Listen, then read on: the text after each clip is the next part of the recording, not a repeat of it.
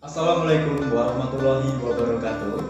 Kami di sini akan mempresentasikan bab 6 tentang ijtihad yang beranggotakan yang pertama ada Safira Yuna Paramita dengan NPM 202074. Yang kedua ada Kevin Muhammad Diski dengan NPM 2002097. Yang ketiga ada Frendika Yusuf Putra Nugraha dengan NPM 2002098. Lalu yang keempat ada Erina Dian Rahmayanti dengan NPM 2020018. Pengertian ijtihad.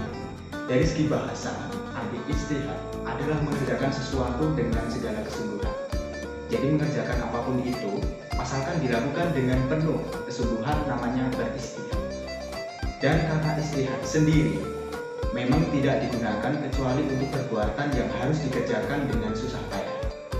Sedangkan menurut arti istilah yang disebut ijtihad adalah mengerahkan segala potensi dan kemampuan semaksimal mungkin untuk menetapkan hukum-hukum syariah. Di antara nas-nas hukum yang ada kalanya merupakan nas yang qat'i dan ada juga yang bersifat jani. Nas qat'i artinya nas tersebut menunjukkan kepada hukum yang jelas sehingga tidak mungkin adanya interpretasi lain.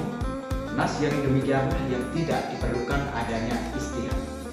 Misalnya firman Allah SWT yang berbunyi azaniyatu wazani fajlidu kulla wahidin minhuma mi'ata jaldatain, yang artinya perempuan yang berzina dan laki-laki yang berzina, maka deralah tiap-tiap seorang dari keduanya 100 kali derah. Quran surat An-Nur ayat 24 juz 2. Sedangkan nas-nas yang bersifat zani, artinya nas tersebut belum menunjukkan kepada hukum yang jelas dan masih dimungkinkan akan adanya interpretasi lain. Misalnya firman Allah SWT yang berbunyi wal mutalaqatu yatarabbasana bi anfusina ruin, yang artinya wanita-wanita yang ditolak hendaklah menahan diri atau menunggu 3 kali huruf. Quran surat Al-Baqarah juz 2 ayat 228. Ayat tersebut belum menunjukkan kepada hukum yang jelas dan pasti, karena pengertian huru dalam bahasa Arab mempunyai 2 arti, yaitu suci dan haid. Jadi berdasarkan ayat di atas, wanita-wanita yang dicerai atau ditalak itu idahnya ada 2 kemungkinan, yaitu 3 kali suci atau 3 kali haid.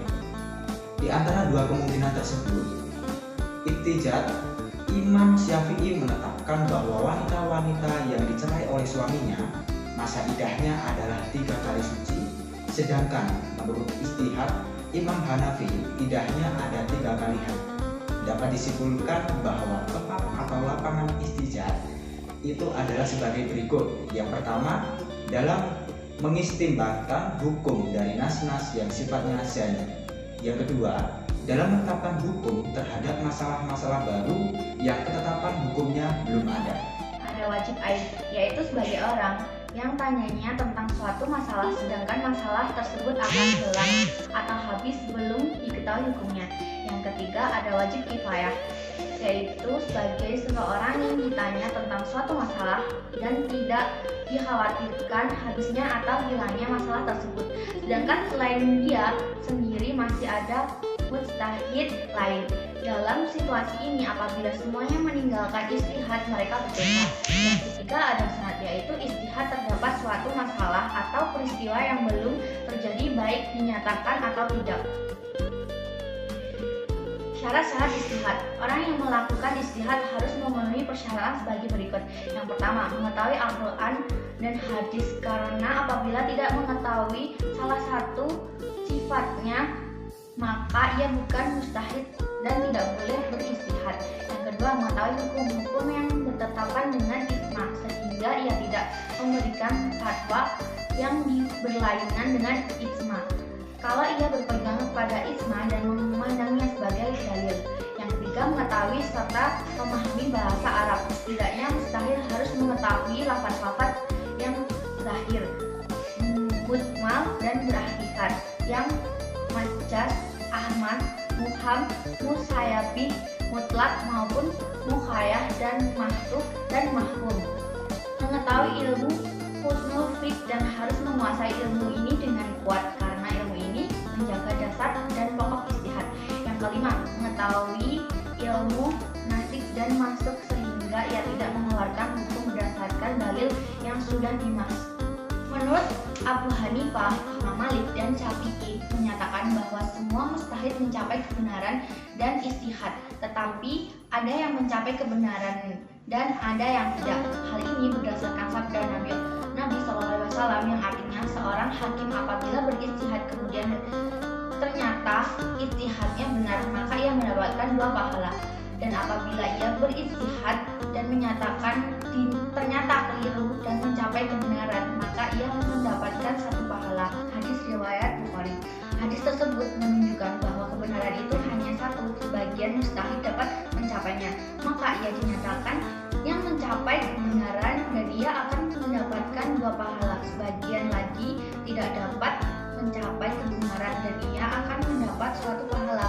Pahala ini karena ijtihadnya, bukan karena kesalahannya. Pertama, ijtihad dilakukan dalam bentuk-bentuk yang sangat bervariasi, tidak seragam antara golongan ulama yang satu dengan golongan ulama yang lain.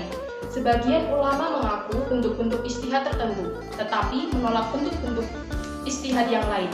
Adapun bentuk-bentuk ijtihad yang bervariasi di kalangan para ulama itu ialah sebagai berikut: 1. Ijma', 2. Qiyas, 3. Ihtisan, 4. Maslahah mursalah.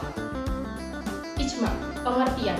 Ijma' menurut bahasa artinya berkumpul, sedangkan menurut istilah adalah kebulatan pendapat semua ahli ijtihad pada suatu masa setelah wafatnya Rasulullah SAW atas suatu hukum syarah tentang suatu masalah. Rukun ijma', adanya segolongan mujtahid pada saat timbulnya kejadian.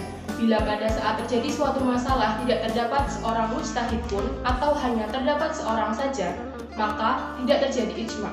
Oleh karena itu, pada masa hayatnya Rasulullah SAW tidak terjadi ijma' sebab yang menjadi mujtahid adalah beliau sendiri.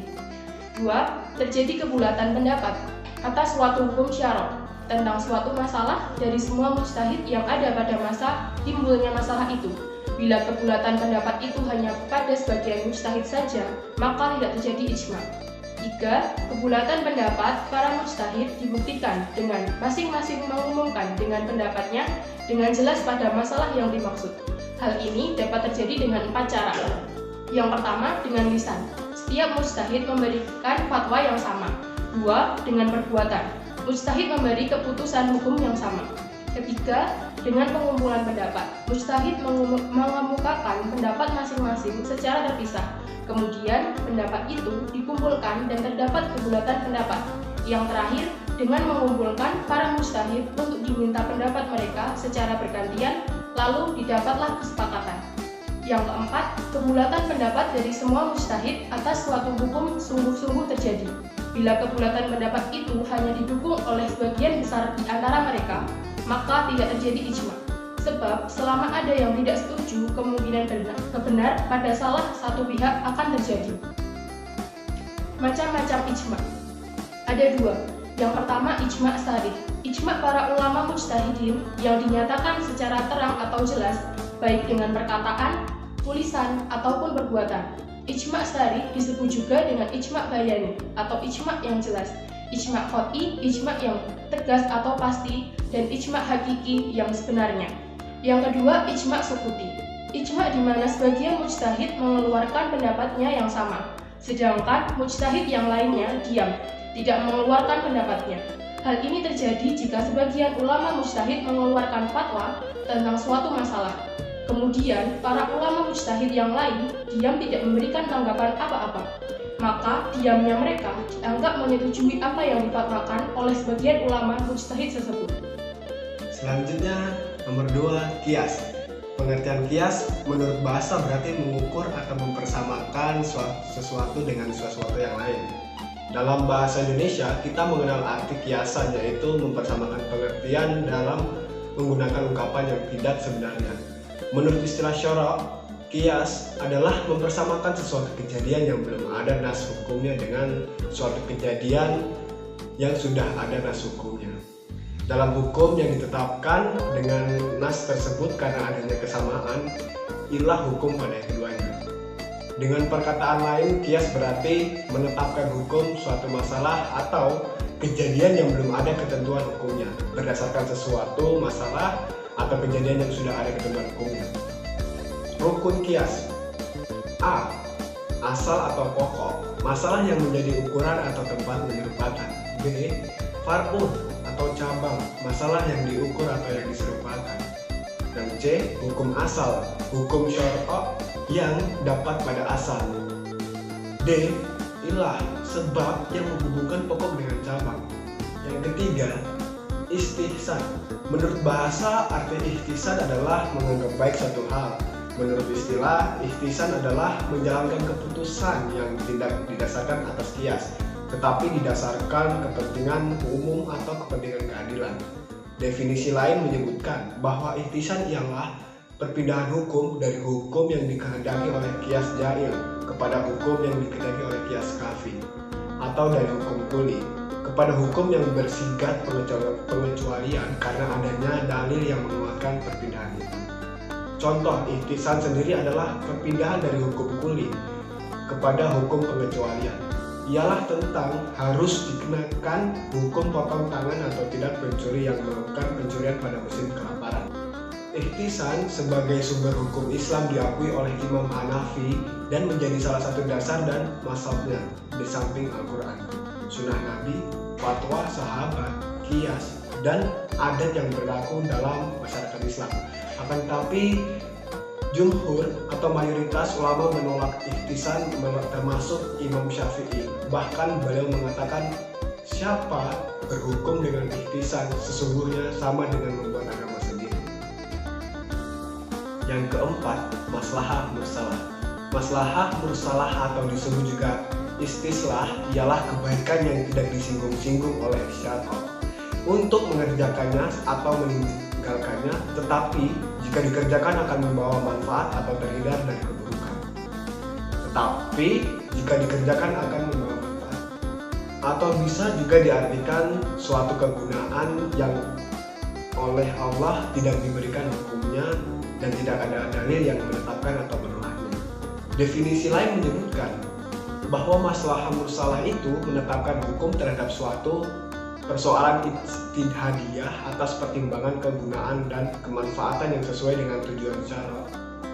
Sebagai sumber hukum Islam, maslahah mursalah diakui oleh Imam Malik dan menjadi salah satu dasar mazhabnya di samping Al-Quran, Sunnah Nabi, ijma' ulama Madinah, dan kias.